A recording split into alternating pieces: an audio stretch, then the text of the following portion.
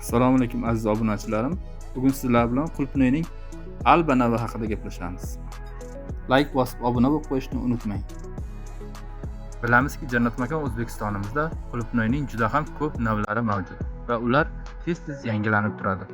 Bu Alba navli qulupnayimiz Italiyadan keltirilgan bo'lib, juda ham serhosilligi bilan ajralib turadi va juda ham sovuqqa bardoshli. Shuning uchun ham buni ko'proq ochiq dalalarga, keng maydonlarga ekiladi. Bu hozirgi kunda issiqxonalarimizga ham kirib kelgan va ularni tadbirkor dehqonlarimiz qishning sovuq kunlarida ham xalqimiz dasturxoniga tortiq etmoqda. Bu navimizning yana bir xususiyati shundaki, eksportbop bo'lib, bu uzoq muddat o'z holatini va mazasini yo'qotmagan holda saqlanishi mumkin. Tadbirkor dehqon Hamidulla akamizning gaplariga qaraganda, buni suvni kamroq quysa, yanayam uzoqroq 10-15 kungacha turishi mumkin ekan. Biz ham bu gaplarga ishonch hosil qilish uchun o'z ko'zlarimiz bilan ko'rish maqsadida Tbilisiga tashrif buyurib, mevalarni hosillarini ko'rib chiqdik.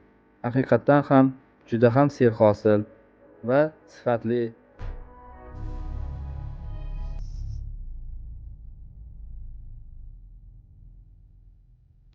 Dehqon akamizning bir gaplari yodimizga tushdi.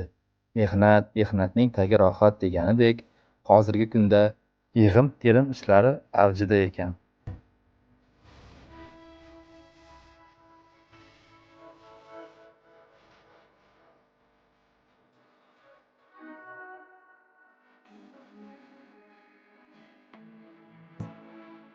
Akamizning aytishiga qaraganda, bu yil hech qanday isitish tizimisiz qulupnaylarni shu holatga olib kelibdi. Bu navidan tashqari issiqxonamizda yana 2 xil, 3 xil navlari mavjud ekan. Ular haqida ham alohida reportaj qilishga kelishib oldik.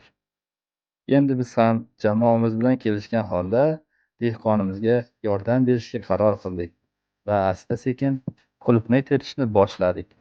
Avvaliga biz qaysi birini uzishni bilmasdan juda ikkilandik. Qulupnay uzish juda ham maroqli ish ekan.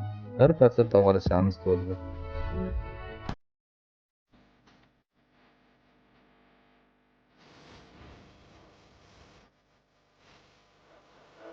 Bu navga siz ham qiziqib qolgan bo'lsangiz, albatta Hamidulla akaga murojaat qiling va ularda ko'chatlari ham yetishtirilar ekan. Bizini kuzatib borishda davom eting.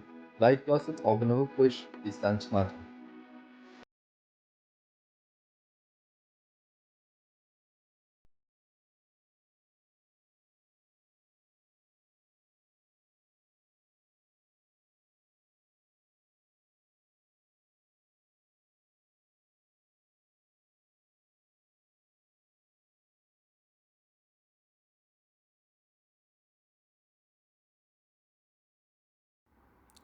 Bu qulupnaylarning og'irligini ko'rib, yanayam hayratimiz oshdi.